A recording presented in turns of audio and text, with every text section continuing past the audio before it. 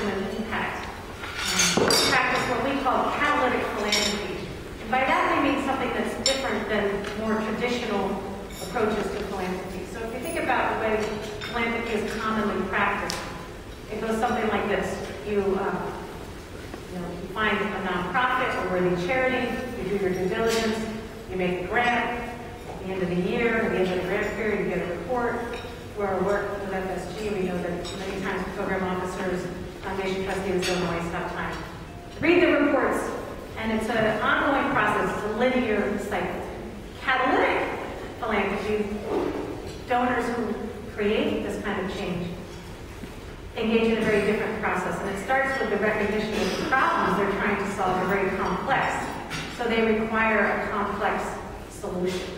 And the goal of catalytic donors is not to give away money, it's to solve the problem, it's to create change.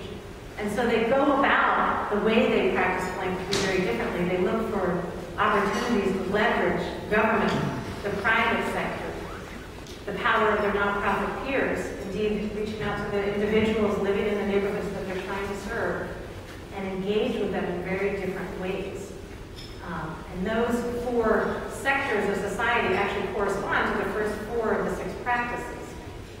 It's about how you advocate for policy change, how you support and work through capitalism, trying to blend profit with purpose, which is practice number 2.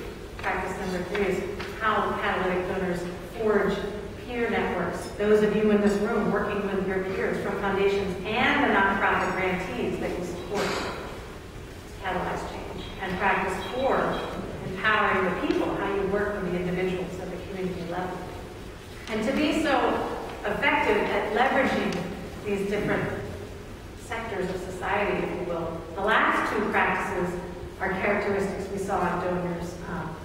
First, the ability to lead adaptively, not coming in with a pre-prescribed solution, but meeting the problem on face value, finding ways to galvanize the people who have responsibility and who are impacted by the problem to solve it for themselves. And then last but not least, learning to create change. So that's a very high-level overview of these practices.